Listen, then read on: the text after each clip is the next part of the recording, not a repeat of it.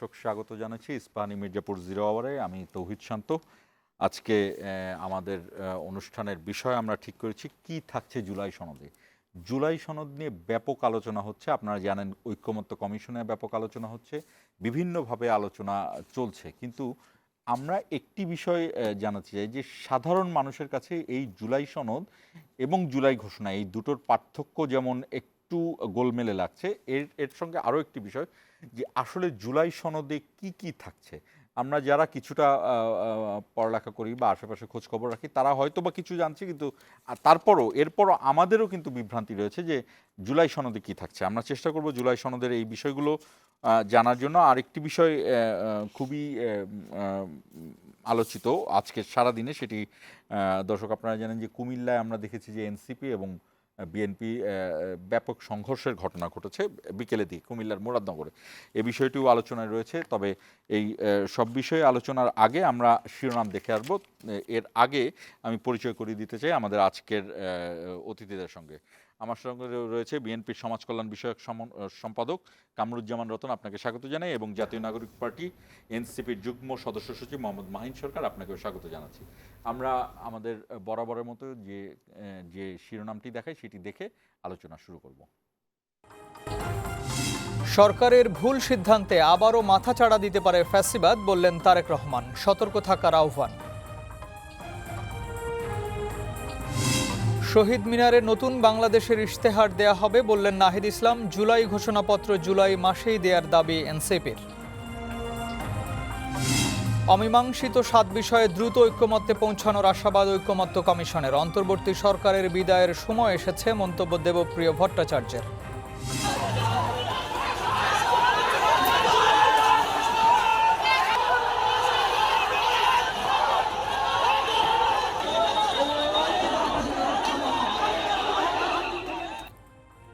কুমিল্লায় এনসিপি বিএনপির ব্যাপক সংঘর্ষ। 5 আগস্ট ঘিরে নিরাপত্তার কোনো হুমকি নেই, বললেন স্বরাষ্ট্র উপদেষ্টা।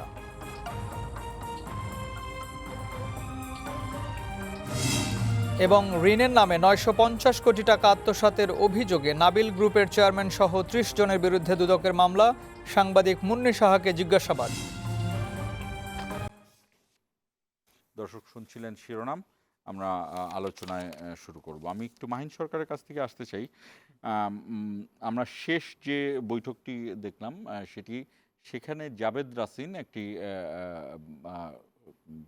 উদ্দেশ্য তুলেছেন যে যে কয়েকটি ঘটনা জুলাই সনদে ইনক্লুড করা হয়েছে সেগুলোকে বাস্তবায়নের প্রক্রিয়া নিয়ে একটি আপত্তি রয়েছে এনসিপির, সেটি নিয়ে তিনি কথা বলেছেন। এছাড়াও জুলাই সনদের আরও বেশ কিছু বিষয়ে এনসিপি একমত নয়। এই জায়গার এর সঙ্গে আরও জানতে চাই যে জুলাই সনদটি আসলে কতটুকু ব্যাপ্তির মধ্যে আপনারা রাখতে চাচ্ছেন বা আপনাদের পরামর্শের জায়গাটা কি। সর্বপ্রথম আসলে ক্লিয়ার হতে হবে যে জুলাই সনদটা আসলে কি। যে জুলাই সনদ হলো এটার ভিত্তিতে যে পরবর্তী বাংলাদেশ, সেই বাংলাদেশ বা আমরা যেটাকে বলি যে এই গণঅভ্যুত্থানের ফলে যে দ্বিতীয় প্রজাতন্ত্র হয়েছে, সে প্রথম প্রজাতন্ত্র এবং দ্বিতীয় প্রজাতন্ত্রের যে মৌলিক কাঠামোগত পার্থক্য সেটি আসলে মানুষের কাছে দৃশ্যমান হবে। এবং রাষ্ট্র পরিচালনার যে জায়গাগুলো সমস্যা সংকুল ছিল এবং যে জায়গাগুলোর সমস্যার ফলেই ফ্যাসিস্টের জন্ম হয়েছিল, সেই জায়গাগুলোকে চিরতরে বন্ধ করে দেওয়া, রুদ্ধ করে দেওয়া, এটাই হলো জুলাই সনদপত্র। এর দ্বারা আসলে রাষ্ট্র পরিচালিত হবে। এখন জুলাই সনদপত্রের সর্বপ্রথম লাগবে যে আইনগত ভিত্তি। এই আইনগত ভিত্তির জায়গাতে কিন্তু সর্বপ্রথম যে এনসিপির জায়গা থেকে ভীতি বা আপত্তির জায়গাটি কিন্তু জানানো হয়েছে।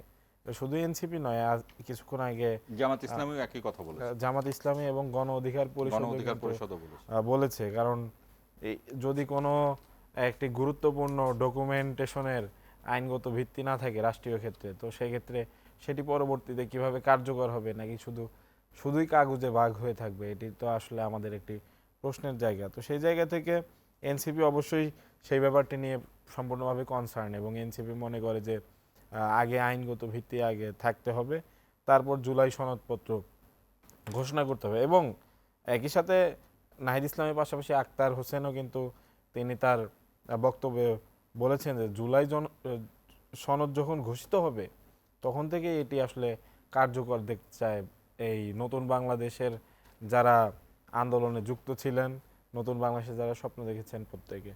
তো সেই জায়গা থেকে আমরা মনে করি যে আসলে এনসিপি মনে করে যে জুলাই সনদ বিষয়টাকে যতটুকু ইজিলি হ্যান্ডেল করার চেষ্টা করা হচ্ছে, বিষয়টা কিন্তু আরও বেশি গুরুত্বপূর্ণ। এটি বেশি গুরুত্ব দেওয়া উচিত যতটুকু না আমরা গুরুত্ব দেওয়া হচ্ছে আমার মনে হয়। এই জায়গাটা আরেকটু ক্লিয়ার করলে ভালো হয়। যে আমি দুটো বিষয়ে বলি, সেই বলার পরে আপনি যদি ক্লিয়ার করতে পারেন। জুলাই সনদ কি কারোর দয়া দেয়া, এক নাম্বার। 2 নাম্বার কথা হলো যে জুলাই সনদটা কি 2000-এরও বেশি মানুষের রক্তের উপর দাঁড়িয়ে কিনা, এই দুটো বিষয় বিবেচনা করা হচ্ছে কিনা আপনার কি মনে হয়? আমাদের তো সেই জায়গায় কনসার্ন যে জুলাই সনদ কারো দয়ায় দেওয়া না, এটি আসলে বাংলাদেশের যে দ্বিতীয় প্রজাতন্ত্র, আমরা যেটার কথা বারবার বলি বিভিন্ন সময়, সেই দ্বিতীয় প্রজাতন্ত্রের আকাঙ্ক্ষায় যারা রয়েছে সেই সকল মানুষের আসলে আকাঙ্ক্ষা, এটি কারো দয়ায় না। এবং জুলাই সনদ আসলে এই 2000 এর মতো যে শহীদ, প্রায় 2000 শহীদ, তাদের রক্তের উপর দাঁড়িয়ে দেওয়া হবে। সুতরাং এটি একেবারেই হেলাফেলার কোনো বিষয় নয়। এই জুলাই সনদের সাথে সম্পর্কিত সাংবিধানিক সকল প্রতিষ্ঠান, সুতরাং জুলাই সনদকে সেভাবেই কার্যকর করতে হবে যেভাবে কার্যকর করলে ভবিষ্যতে অর্থাৎ দ্বিতীয় প্রজাতন্ত্রে আর কোনো ফ্যাসিস্ট কখনো জন্ম নেবে না। আচ্ছা, আমি স্পেসিফিক প্রশ্নে যাবার আগে কামরুজ্জামান রতন আপনার কাছে জানতে চাই যে জুলাই সনদ নিয়ে বিএনপি এটার বিপরীতে যাচ্ছে তা না, বিএনপিও জুলাই সনদের পক্ষেই বলছে, কিন্তু বিএনপির অবস্থান থেকে তারা কিভাবে জুলাই সনদকে ব্যাখ্যা করছে? তৌহিদ শান্ত ভাই, আপনাকে আমি অন্যভাবে আজকে ট্রিট করবো। ফার্স্ট সেটা হলো যে আজকে যে মাসটা এবং 4 দিন বা 5 দিন পরে আমরা যে 5ই আমরা যে অগাস্ট যে পেলাম, এবং সেইখানে মাহিন, রিফাত, হান্নানের, বিশেষ করে ওই 6 জন যখন ডিবির কাস্টডিতে ছিল, ওই মুহূর্তে মানুষ কিন্তু একটা দিকবিদিক কোনো কিন্তু কুলকিনারা খুঁজে পাচ্ছিল না। এই আন্দোলনটা কি স্থিমিত হয়ে যাবে? ওই সময়টা ওনাদের যে ভূমিকা, ওইটাকে আমি শ্রদ্ধা রেখেই আপনার ওই সময় ভূমিকাটাকে আমি জানি, বিভিন্ন কর্নারে সাংবাদিকের যে ভূমিকাটা রেখেছে, এটা কিন্তু আন্দোলনকে গতি বাড়াতে এটা খুবই সহযোগিতা করেছে। এখন আজকের যে আপনার মূল টপিকস জুলাই সনদ, এটা নিয়ে এটা একটা অবিশ্বাসের ব্যাপার। অবিশ্বাসটা এই কারণে, জুলাই সনদটার যে এই যে প্রক্রিয়াগতভাবে বা আজকে যে উঠে আসলো মানুষের মধ্যে, আসলে অনেকেই কিন্তু জানেই না জুলাই সনদটা কি। অ্যাকচুয়ালি এই জিনিসটা 90 কিন্তু প্রথম 3 জোটের যে রূপরেখাটা ছিল, ওই সময় কিন্তু জনগণের মধ্যে এই ধরনের একটা তিন জোটের রূপরেখাকেও এক ধরনের সনদ বলা হয়। ওইখানে কিন্তু আমাদের এখানে কিন্তু ওই সময় মূল ভিত্তার উপর কিন্তু জনগণ এটার প্রতিফলনটা দেখেনি। ওর থেকে কিন্তু এইবার যে তাজা আমাদের এক বছর আগে যেই অভ্যুত্থানটা হলো, এইটার পরেই কিন্তু এই জুলাই সনদের ব্যাপারে প্রথম থেকে এই এনসিপি আজকে যারা দল গঠন করেছে এবং যারা বৈষম্যের মধ্যে ছিল, এই বৈষম্য বিরোধী ছাত্র সংগঠন কিন্তু প্রথম এটাকে আন্দোলনের সফলতার পরে জুলাই সনদটাকে বাংলাদেশের মানুষের মধ্যে এটা উঠায় নিয়ে আসে। অ্যাকচুয়ালি এটা বাস্তবায়ন দেখতে চাই, শুধু সংস্কার বললে কিন্তু জুলাই সনদটা কিন্তু আসলে হবে না। সংস্কারের মধ্য দিয়ে জাতীয় ঐক্যমত গড়ে তুলতে হবে। এবং এইখানে বিএনপি আজকে আপনি দেখেন আমাদের সালাউদ্দিন সাহেব উনি বলেছেন সনদের প্রতিটি সংস্কারের সাথে সনদ জড়িত, এবং আমাদের কোনো প্রক্রিয়ায় বা আমাদের কথায়, আমাদের নীতিমালার মধ্যে কোনো জায়গায় কিন্তু আমরা কিন্তু এটা মানব না বা আমরা মেনে নিচ্ছি না বা কাউকে অসহযোগিতা করতেছি, এটা কিন্তু কোনো মনোভাবেই কিন্তু যখন আলী রিয়াজের সব সাহেবের সাথে বসা হয়, তখন কিন্তু বিএনপির মধ্যে এরকম কোনো না মানার বা এটাকে এগিয়ে নেওয়ার জন্য কিন্তু বিএনপি সমস্তভাবেই কিন্তু এটাকে কিন্তু এগিয়ে নিয়ে যাচ্ছে। তো সুতরাং আমরা যে সংস্কার এবং সংস্কারের পরে এই জুলাই সনদের যে আমার তো মনে হয় আর 2 দিন পরে জাতি এটা পরিষ্কার হবে। ইতিমধ্যে এনসিপি দেখেন জাতীয় ছাত্রদল 3 তারিখে তার একটা সমাবেশ দিয়েছিল শহীদ মিনারে, ওইখানে জুলাই সনদের এই এনসিপির ওদেরকে সম্মান করে কিন্তু ওই জায়গাটা ছেড়ে দিয়ে।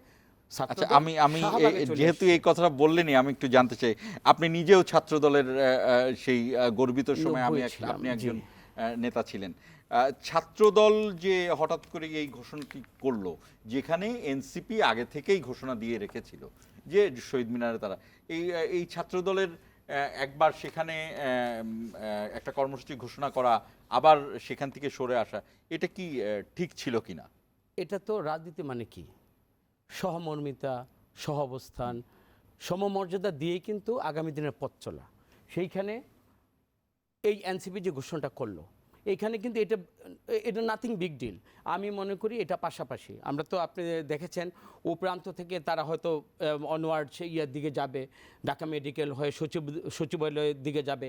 3 তারিখে কিন্তু জাতীয়তাবাদী ছাত্রদল এই পিজির সামনে, এবং এই যে শাহবাগ চত্বরে যেটা, এই চত্বর কিন্তু ছাত্রদলই কিন্তু পাশাপাশি করবে। আমার মনে হয় যে ছাত্রদল যে উদারতা দেখিয়েছে, এবং যেই এনসিপির সাথে তারা তো একমত হয়েই কিন্তু একসাথেই কিন্তু জুলাই 1 বছর আগে কিন্তু একই সাথে আন্দোলন করেছে, একই গুলির সামনে কিন্তু সবাই দাঁড়িয়েছে। আমার মনে হয় এই ছাত্রদল এটা দিয়ে নিজেদের উদারতা এবং গণতন্ত্রের প্রতি যে ছাত্রদল এবং সবাইকে নিয়ে ঐক্যমতের ভিত্তিতে যে রাষ্ট্র গঠনের ব্যাপারে বিএনপি এবং ছাত্রদল যে উদার মনোভাব নিয়ে আগামী দিনে পথ চলতে চায় সবাইকে নিয়ে, এইটাই মনে হয় এটা একটা উৎকৃষ্ট একটা উদাহরণ। আমি মাহিন সরকারের কাছে আসবো যে এই বিষয়টিকে আপনার কি মনে হয়, ছাত্রদলের উদারতা? এটি অবশ্যই আমরা মনে করি যে জুলাইয়ের যে ভ্রাতৃত্ববোধ সেখান থেকে এসেছে, এবং অনেকেই মনে করে যে রাজনীতির আসলে অনেক কিছুই চেঞ্জ হয়নি।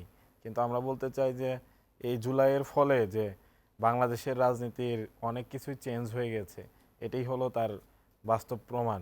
কারণ পক্ষ বিপক্ষ মত অনৈক্য এটা হয়, এবং রাজনীতির এটা সৌন্দর্য। সবাই যদি একমতেই থাকতো তাহলে কিন্তু রাজনৈতিক দল আলাদা আলাদা বা মত আলাদা আলাদা সৃষ্টি হতো না। সেই জায়গা থেকে জাতীয়তাবাদী ছাত্র দল এবং বিএনপি তারা যে মানে আমাদেরকে যে সুযোগটি দিয়েছে বা আমাদের প্রতি তারা যে মর্যাদা দিয়েছে, সেটি আসলে আমরা স্বাগত জানান। অবশ্যই আমাদের জায়গা থেকে স্বাগত জানাই।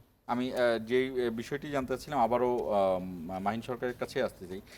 জুলাই সনদটা আসলে আমরা কবে পেতে যাচ্ছি, আপনার কি মনে হয়?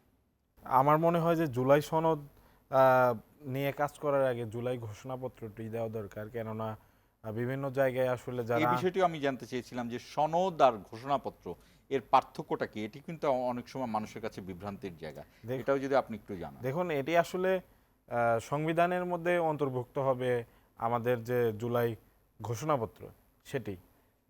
তো জুলাই ঘোষণাপত্র দেওয়ার মাধ্যমে আসলে আমাদের যে এই গণ অভ্যুত্থান বা যাই বলি না কেন গণ আন্দোলন, আমাদের কাছে তো এটি ছিল একটি গণবিপ্লব।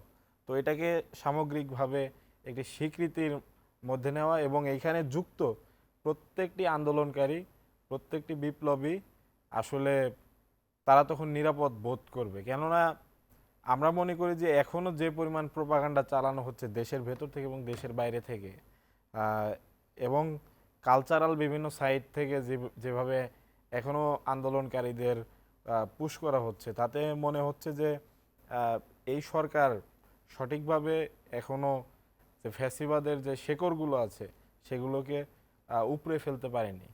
তো সেই জায়গা থেকে এখনও আমাদের কাছে যে সংশয়ের জায়গা, সেই সংশয়ের জায়গা থেকে আমার মনে হয় সর্বপ্রথম এই ঘোষণাপত্রের মাধ্যমে এই গণ আন্দোলনকে আগে স্বীকৃতি দিতে হবে, এবং তারপর যারা প্রত্যেকটি আন্দোলনকারী আছে তাদের কাছে এই বার্তা পৌঁছাতে হবে যে তোমরা এই বাংলাদেশের যারা দ্বিতীয় প্রজাতন্ত্রের যারা আন্দোলনকারী আছো বা দ্বিতীয় প্রজাতন্ত্রের যারা যোদ্ধা আছো, তারা প্রত্যেকে এই বাংলাদেশে নিরাপদ। কেননা আমি জাস্ট ছোট্ট একটি উদাহরণ দেই যে আমার বাসা হলো সিরাজগঞ্জের এনায়েতপুর থানায় একটি ঘটনা ঘটেছে, যেখানে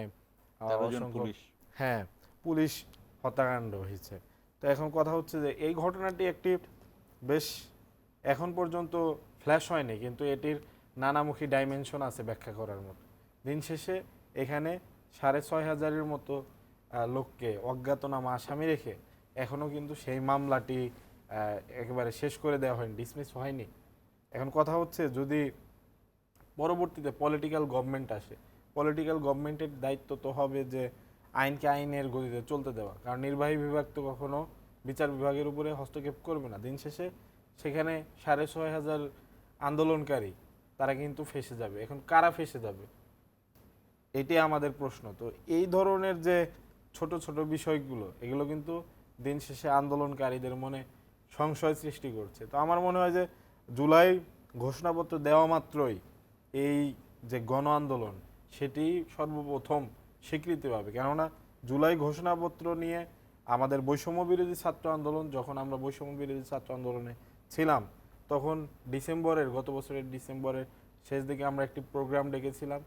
সরকারের তরফ থেকে জানানো হয়েছিল যে 15 দিনের মধ্যে তারা ঘোষণাপত্র দিবে। কেননা ঘোষণাপত্র দেওয়াতে আসলে খুব আহামরি জটিলতার কিছু নাই।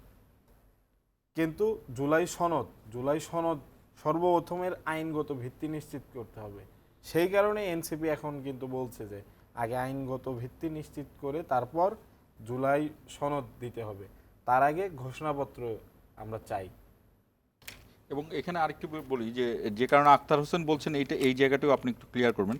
সরকার যদি 36 জুলাইয়ের মধ্যে ঘোষণাপত্র প্রকাশ না করে তাহলে এনসিপি দেশের ফ্যাসিবাদ বিরোধী সব পক্ষকে সঙ্গ নিয়ে নিজেরা তা প্রকাশ করবে। এইটা কেন বলছেন? এইটা এনসিপির এই অবস্থানটি কেন? এই অবস্থানটি আমি তো আমার বক্তব্যেই বলেছি। এই বর্তমান যে দেশের পরিস্থিতিতে আসলে যারা আন্দোলনকারীরা মনে করছে না তারা আসলে খুব বেশি নিরাপদ, এবং বাংলাদেশের সার্বিক নিরাপত্তার জন্য এবং এই আন্দোলনকারীদের প্রত্যেকের ব্যক্তিগত নিরাপত্তার জন্য এবং এই গণ অভ্যুত্থানকে স্বীকৃতি প্রদানের জন্য এই ঘোষণাপত্রটি প্রয়োজন। এবং যেহেতু ঐতিহাসিক মাস 1 বছর শেষ হয়ে গেছে, জুলাই এসেছে এবং আগস্ট এর 5 তারিখের মধ্যে আমাদের বিজয় অর্জিত হয়েছিল গত বছরে। তো আমরা চাচ্ছি যে সেটাকে স্মরণীয় রাখার জন্য সরকারের কাছে। কামরুজ্জামান রতন, আপনার কি মনে হয় ঘোষণাপত্রটি অতি দ্রুত দেওয়ার যৌক্তিকতাটি বিএনপির পক্ষ থেকে কিভাবে চিন্তা করা হচ্ছে? না, আজকে তো এই অন্তর্বর্তীকালীন সরকাররা তো 1 বছর পেরিয়ে গেল, আর এই দাবিটা তো বিশেষ করে এই যারা বৈষম্য বিরোধী ছাত্র আন্দোলনটার মাধ্যমে এটাও আজকে যে ত্যাগের মহিমা ওরা গড়ে উঠিয়েছেন, তাদের কাছ থেকে কিন্তু এই দাবিটা কিন্তু প্রথম আসছে।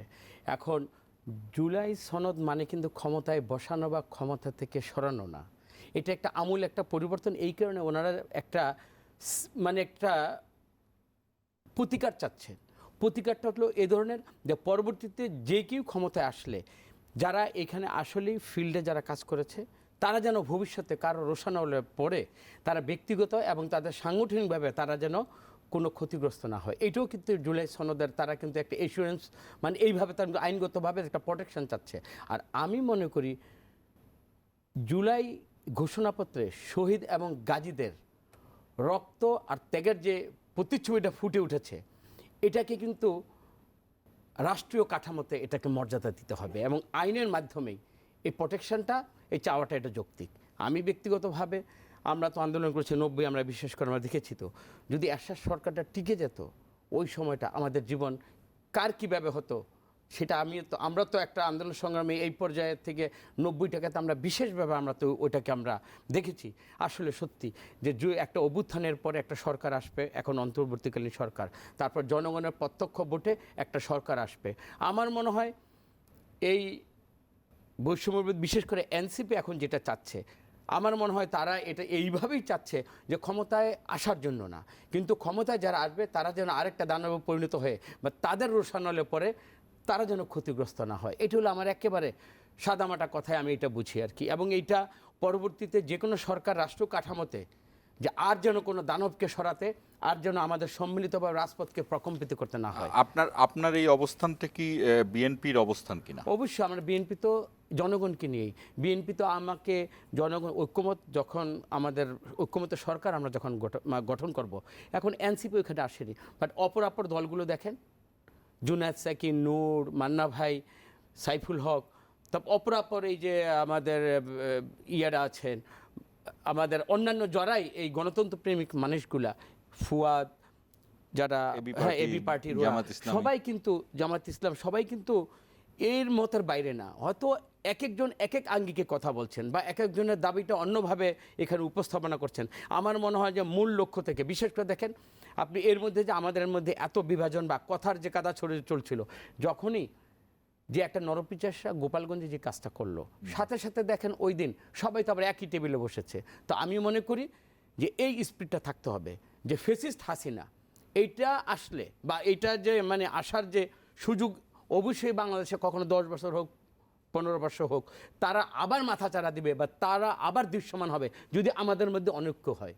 আমি এটাকে জোর দিতে চাচ্ছি যে কোনো প্রেক্ষাপটে আমাদের মধ্যে এই পর্যায়ে অনৈক্যটা নেওয়া যাবে না, যেটা আমাদের কখনো হাসিনাকে আমাদের বন্ধু বানাতে হয়। এটা আমার স্বার্থ যদি আমি বন্ধু বানাই, এটা দেশের জন্য ক্ষতি হবে।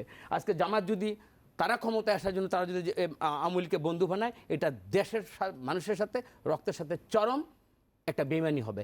আমরা মনে করি আমরা যাই করি আমরা ভালোর জন্য প্রতিযোগিতা করব, আমরা এক টেবিলে বসবো, আমাদের দেশ এবং রাষ্ট্রের জন্য, গণতন্ত্রের জন্য যা যা আমাদের করা দরকার আমরা নিজেরা বসেই আমরা করব। কারণ এই 17 বছর 15টা বছর এই আমাদের সংখ্যাগরিষ্ঠ মানুষগুলো বাইরে রেখে কিন্তু হাসিনা এককভাবে দেশটা চালিয়েছে। ওকে মনে করি ওর জীবদ্দশায় ও বেঁচে থেকে এই পরিণতির ওকে দেখতে হবে যে আমি কি কারণে বাংলাদেশটাকে এই পর্যায়ে নিয়ে গেলাম। সুতরাং বাংলাদেশের মানুষ আমাকে এই দেশ ছাড়তে বাধ্য করেছে না, এটা ওর নিজের পাপে ও এই দেশ থেকে চলে গেছে। এইটা ওর জীবদ্দশায় আমি মনে করি ও ধুকে ধুকে এটা দেখুক, এবং এই দেখা থেকে আমি আপনি যেন ভবিষ্যতেও এই ধরনের ফেসিস্ট এই জনগণকে বাদ দিয়ে আবার যেন বাংলাদেশের আমি কোনো দানব না হই। আমি মনে করি ও বেঁচে থেকে ওর যেরকম শিক্ষা পাবে এবং ও ওই পাশে থাকবে, ওই পাশে ওর পরিণতিটা দেখে আমিও কিন্তু এই পথে আমি এই পথে পা বাড়াতে আমিও কিন্তু সচেতন হব, আমি সতর্ক থাকবো। একই বিষয় নিয়ে মাহিন সরকার আপনার কাছে আসবো ছোট্ট একটি বিরতির পরে। দর্শক 1 মিনিটের বিরতি নিচ্ছি, আমাদের সঙ্গেই থাকবেন।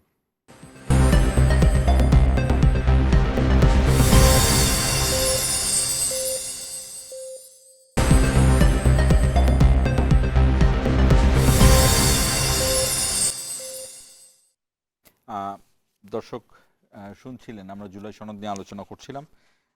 আলোচনার এক ফাঁকে আমরা যেটি জানতে পারলাম যে কামরুজ্জামান রতন এবং মাহিন সরকার দুজনই একটি বিষয়ে একমত হয়েছেন যে অনেক পরিবর্তন এবং অনেক আশা ভরসা এবং হতাশার মধ্যেও দুই দলের মধ্যে এক ধরনের সম্মানজনক বোঝাপড়া হয়েছে, এটি এক ধরনের পরিবর্তন।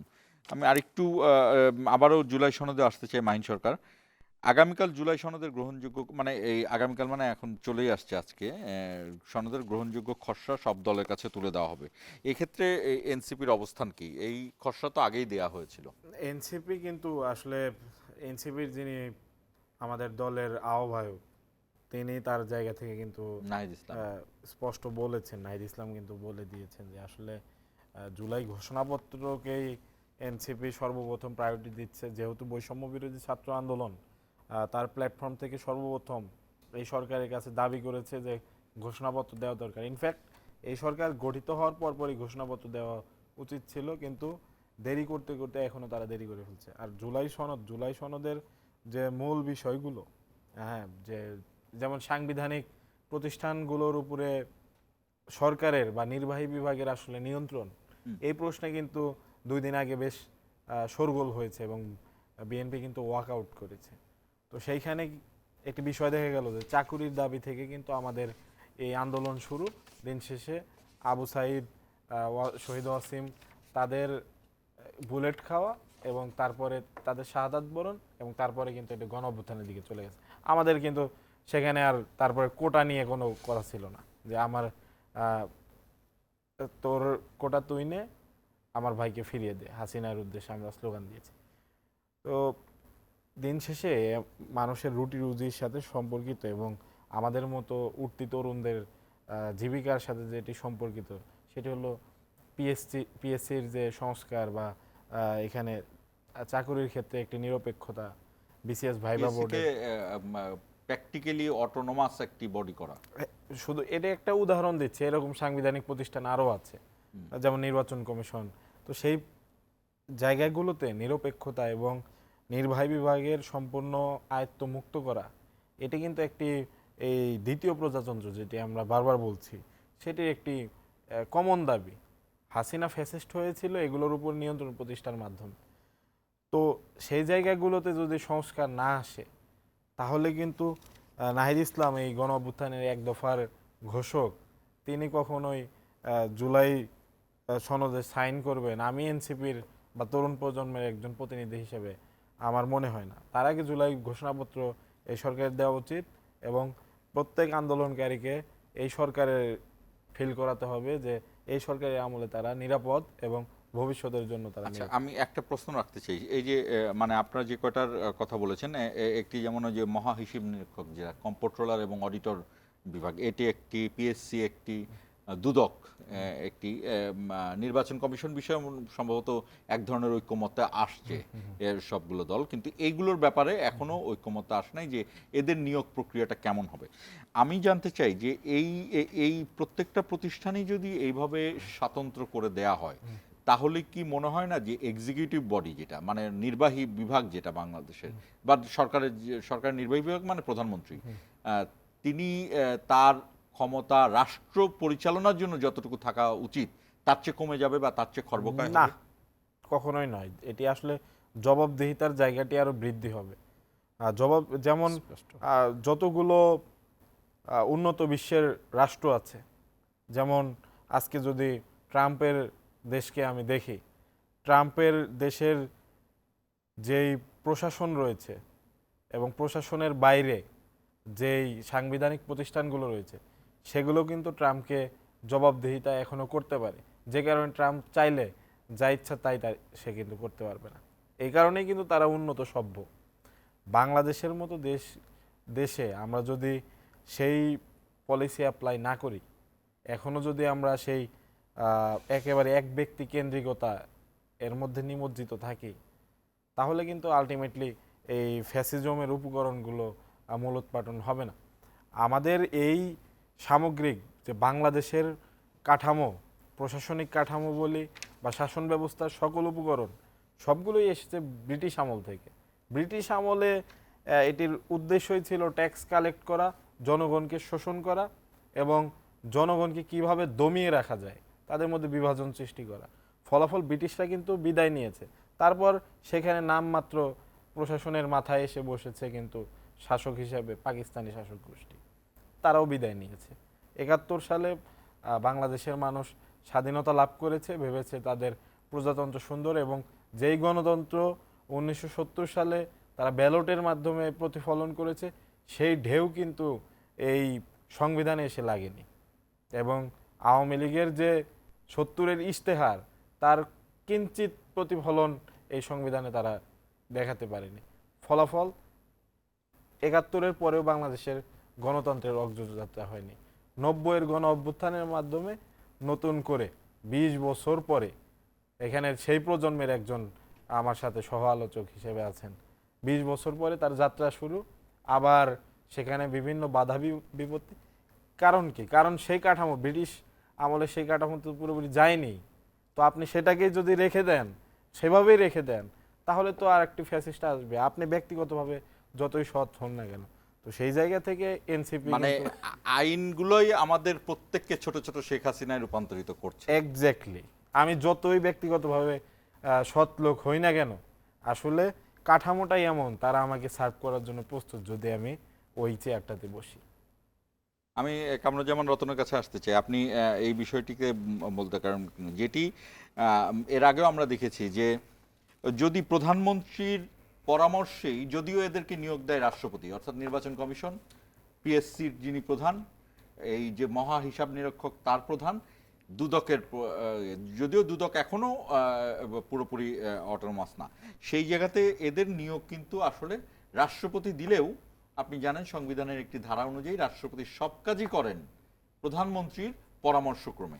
তো প্রধানমন্ত্রী যাকে নিয়োগ দিয়েছেন তারা কি কখনো নির্বাহীকে চ্যালেঞ্জ করতে পারবে কিনা, বা এই যে প্রধান নির্বাহী বা প্রধানমন্ত্রী বা সরকারকে চ্যালেঞ্জ করতে পারবে কিনা?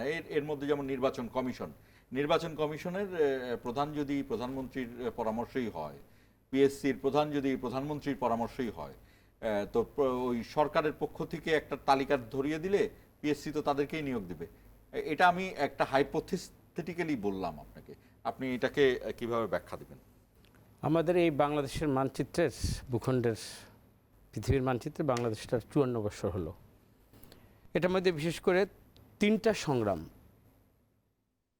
মানে প্রতিদানযোগ্য এবং খুবই উল্লেখ করার মতো, কারণ 71, 90 এবং এই যে 2024 যেটা হলো, 24-এর পরে এই একটা বছর একটা মানে 6টা সংস্কার কমিশনের মাধ্যমে যতগুলো পারা যায় এবং যতগুলো সংস্কার বাংলাদেশের একটা রাষ্ট্র কাঠামোর মধ্যে দরকার, আমার মনে হয় এইবারের মতো এত আলোচিত এবং সচেতনতার মধ্যে সবাই এককাট্টা হয়ে সবাই একমত হবে, সেটা কখনই আমি আশাও করবেন, আমি করি না।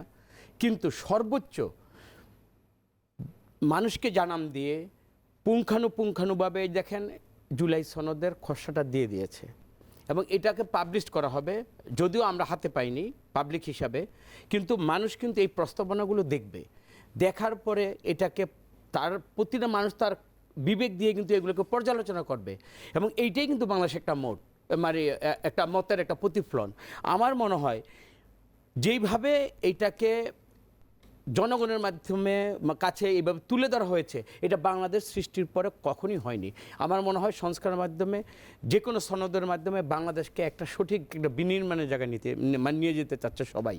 তো আমার মনে হয় এককভাবে এটা কেউ বাধাও দিতে পারবে না, আবার এককভাবে আমি আমার দলের জনমত দিয়ে এটাকে আমার মতো করে আমি গড়ে তুলবো, আমার মতো করে আমি সাজিয়ে তুলবো ফুলদানিতে, এটা বোধহয় সম্ভব না। কারণ এখানে দেখেন পার্টিকুলার যতগুলো এখানে মানে অভিজ্ঞ লোকরা মানে এখানে বসেছে, যার যার সেক্টরে যতগুলো অভিজ্ঞ মানুষকে নিয়ে বসিয়েছে 6টা সংস্কারের মধ্যে আপনি দেখেন সবাই কিন্তু আবার এই জায়গায় এসে আবার একসাথে কাজ করছে। আমার মনে হয় at best as we can আমরা মনে হয় আমরা সবাই কিন্তু আমাদের মেধা দিয়ে, অভিজ্ঞতা এবং সর্বোপরি আন্তরিকতা দিয়ে বাংলাদেশটাকে একটা জায়গায় নিয়ে যাওয়ার জন্য, এবং আমি এই জায়গায় আশাবাদী যারা এই একটা বছর যারা এখানে কাজ করছে তারা কিন্তু ভবিষ্যতে কোনো রাজনৈতিক দল করবে না। সুতরাং দেশকে ভালোবেসে, গণতন্ত্রকে ভালোবেসে তাদের বেস্ট ডেলিভারিটা তারা জাতির জন্য দিয়ে যাবে। সুতরাং এইখানে আমি আশাবাদী। আমার আবারও একটি বিরতি নেওয়ার সময় হলো। দর্শক আমাদের সঙ্গে থাকুন। আমাদের অনুষ্ঠানটি কিন্তু সরাসরি সম্প্রচারিত হচ্ছে বৈশাখী টেলিভিশনের পর্দার পাশাপাশি ফেসবুক এবং ইউটিউব পেজে। আপনারা চাইলে সেখানে কমেন্টের মাধ্যমে আমাদের অতিথিদেরকে প্রশ্ন করতে পারেন, আমাদের সঙ্গে যুক্ত হতে পারেন। ফিরছি ছোট্ট একটি বিরতি পরে।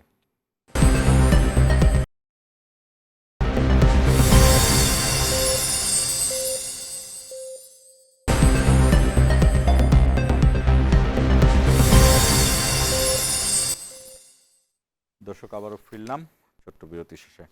মাহিন সরকার, অনুষ্ঠানের শেষ ভাগে আমরা শেষ পার্টে ঠিক কিছুক্ষণ আগে আজকে বিকেলে মুরাদনগরে উপদেষ্টা আসিফের অনুসারীদের সঙ্গে বিএনপির নেতাকর্মীদের পাল্টাপাল্টি ধাওয়া, আহত 35। কুমিল্লার মুরাদনগরে স্থানীয় সরকার পল্লী উন্নয়ন ও সমবায় মন্ত্রণালয়ের উপদেষ্টা আসিফ মাহমুদ সজীব ভুঁইয়ার বিরুদ্ধে অপপ্রচার ও ষড়যন্ত্রের প্রতিবাদে করা বিক্ষোভ মিছিল ও সমাবেশে হামলা করার অভিযোগ উঠেছে বিএনপির নেতাকর্মীদের বিরুদ্ধে। ঘটনার পর দুই পক্ষের নেতাকর্মীর মধ্যে পাল্টাপাল্টি ধাওয়া, ইটপাটকেল নিক্ষেপ ও সংঘর্ষের ঘটনা ঘটে। এতে 5 সাংবাদিক সহ অন্তত 35 জন আহত হয়েছেন। আপনি নিশ্চয়ই আমাদের যখন শিরোনাম চলছিল তখন দেখছিলেন। এখানে কামরুজ্জামান রতনও আছে, বিএনপির নেতা। সেই জায়গা থেকে আপনি কি মনে করেন যে এই পরিস্থিতিটা এখন কোন দিকে যাচ্ছে এই ধরনের ঘটনাকে? এই পরিস্থিতি আসলে বিগত কয়েকদিনের ঘটনার ফলেই আসলে উদ্ভূত হয়েছে এবং এখানে যে ঘটনাটি ঘটেছে এটি তো আসলে আসিফ মাহমুদ সজীব ভুঁইয়া ভালো বলতে পারবেন। এখানে কোথাও কোথাও প্রচারিত হচ্ছে যে এটি আসলে এনসিপির সাথে সংঘর্ষ হয়েছে। না না, আমি তো পরিষ্কার করে বললাম যে কোথাও কোথাও বলা হচ্ছে যে মুরাদনগরে আসিফ মাহমুদ সজীব ভুঁইয়ার সমর্থকদের সাথে সংঘর্ষ হয়েছে। আসলে এটা নিশ্চিত হয়ে বলা প্রয়োজন যে এনসিপির সাথে সংঘর্ষ হয়েছে না আসিফ মাহমুদ সজীব ভুঁইয়ার সাথে সংঘর্ষ হয়েছে। এখন আসিফ মাহমুদ সজীব ভুঁইয়া আমাদের আন্দোলনের সহযোদ্ধা 4 নং সমন্বয়ক ছিলেন এবং বর্তমান সরকারের একজন সম্মানিত উপদেষ্টা। ওনার জায়গা থেকে আমরা যতটুকু দেখেছি যে উনি ফেসবুকেও বেশ কয়েকটি স্ট্যাটাস দিয়েছেন এবং তার জায়গা থেকে অসহায়ত্ব তুলে ধরেছেন। কেননা বেশ কয়েকদিন হলো সরাসরি তার পরিবারকে অ্যাটাক করে বেশ কিছু নিউজ পাবলিশ হয়েছে। বিশেষত একজন সম্মানিত ব্যক্তি, আমাদের প্রজন্মের একজন বিএনপির প্রতিনিধি, তিনি হলেন ইশরাক হোসেন। তো তার যে ইস্যুটি ঘটেছে সেখানে ইশরাক হোসেনের পক্ষ থেকে বারবার আসিফ মাহমুদের উপর দায় চাপানো হয়েছে এবং আসিফ মাহমুদ তার জায়গা থেকে অভিযোগ করেছেন যে ইশরাক হোসেন তার পেশি শক্তির প্রয়োগ করছেন। তো একটি টিভি চ্যানেল থেকে দিন দুয়েক আগে একটি প্রতিবেদন বের হয় এবং সেই প্রতিবেদনের আসিফ মাহমুদের পক্ষ নিয়ে এলাকার মানুষ কিন্তু প্রতিবাদ করে এবং সেই জায়গাতেই মূলত, আমি যদি খুব ভুল না করি, যে হামলার সূচনা হয়েছে। এখানে আমার কাছে মনে হয় এটি আসলে খুব বেশি ভালো সাইন না, কারণ একজন তরুণ উপদেষ্টা যিনি গণ অভ্যুত্থানের প্রতিনিধি হিসেবে সরকারের মাঝে আছেন, তো তার পরিবারের উপরে আক্রমণ করা এবং রাজনৈতিক প্রভাব খাটানোর চেষ্টা করা, এটি কোনো ভালো সাইন বহন করে না। এখানে বিএনপির তরফ থেকে আসিফ মাহমুদকে বিভিন্ন ধরনের প্রশ্ন করা হচ্ছে এবং টিভি চ্যানেলের পক্ষ থেকে বিভিন্ন ধরনের প্রশ্ন করা হচ্ছে। তিনি যৌক্তিকভাবে তার ফেসবুক পোস্টে বিভিন্ন সময়ে আমরা দেখেছি তিনি ব্যাখ্যা দিয়েছেন। এখন বারবার একজন উপদেষ্টার পরিবারকে টার্গেট করে এ ধরনের কথা বলতে থাকলে একটা পর্যায়ে কিন্তু ওই এলাকার মানুষ, দিন শেষে তো তার সেটি জন্মভূমি, তো তার যারা সমর্থক তরুণ প্রজন্মের, তারা তো এটি মেনে নেবে না, এটি খুবই স্বাভাবিক। কিন্তু এটি যেটি হয়েছে এটি খুবই দুঃখজনক এবং বিএনপির পক্ষ থেকে ওইখানে যিনি দায়িত্বপ্রাপ্ত নেতা বা যিনি ওইখানে হয়তো নির্বাচন করবেন সম্ভাব্য প্রার্থী, তার সমর্থকরা দেখা গেছে যে বিগত সময়েও আসিফ মাহমুদ সজীব ভুঁইয়ার নামে পদত্যাগ চেয়েও মিছিল মিটিং করেছে এবং স্কুল কলেজের বাচ্চাদেরকে সেখানে নিয়ে জোরপূর্বক সামিল করেছে। তো তারা পরবর্তীতে স্টেটমেন্টও দিয়েছে। তো এটি আসলে বেশ অ্যালার্মিং। আমাদের জন্য মনে হয় যে দিন শেষে বিএনপি এমন একটি রাজনৈতিক দল যারা বিগত 17 বছর অনেক ত্যাগ তিতিক্ষা করেছে এবং আমরা তো যে বয়সে আছি আমরা তখন অনেক ছোট, সেই সময় আমরা দেখতাম যে বিএনপি যারা করতো তাদেরকে বাসায় থাকতে দিত না, প্রতি সপ্তাহে একবার করে তাদের বাড়িতে রেড দেওয়া হতো। তো তারা অনেক ত্যাগ তিতিক্ষা করেছে, কিন্তু হঠাৎ করে এই ধরনের আচরণের পরিবর্তন আসলে আমরা যারা তরুণ প্রজন্মের আছি এটা তো আসলে মেনে নেওয়া যায় না। আমার মনে হয় সুষ্ঠু তদন্ত হওয়া উচিত এবং স্বরাষ্ট্র দপ্তরের আরও বেশি সতর্ক হওয়া উচিত। সেখানে আইন শৃঙ্খলা পরিস্থিতি হ্যান্ডেল করার জন্য এই যারা আইন শৃঙ্খলা রক্ষাকারী বাহিনী আছে তাদের বুঝতে পেরেছি। কঠোর হওয়া আমি একটু কামরুজ্জামান রতনের কাছে আসতে চাই। আপনার অবস্থান কি, আপনি কি মনে করছেন এই পরিস্থিতিতে কি সিদ্ধান্ত নেওয়া উচিত? দেখেন, সংগ্রামের কাফেলায় এক একজনের এক এক ভূমিকা থাকে। তো এই ভূমিকার যে মূল্যায়নটা এটা তো জনগণ করবে, আগামী ভোটে করবে। অবশ্যই আসিফ মাহমুদ সজীব উনি তার যে ভূমিকা 24-এ আমরা তো সে রিওয়ার্ডেড হয়েছে, মন্ত্রী হয়েছে, কিন্তু পাশাপাশি আমি বলি আমাদের যে ইশরাক হোসেন তার আন্দোলনের ভূমিকা আছে, কিন্তু যার যেই ভূমিকাটাই থাকুক, কিন্তু এই সংঘাতটা নিন্দনীয়। এই সংঘাতটা যে পক্ষ থেকে হোক এটা মানুষ দেখতে চায় না এবং এইখানে যদি আমরা শেষ না করতে পারি, ভবিষ্যতে একটা বাংলাদেশের নির্বাচন হবে এবং নির্বাচনে অনেক পক্ষ বিপক্ষ কিন্তু বাংলাদেশে তৈরি হবে।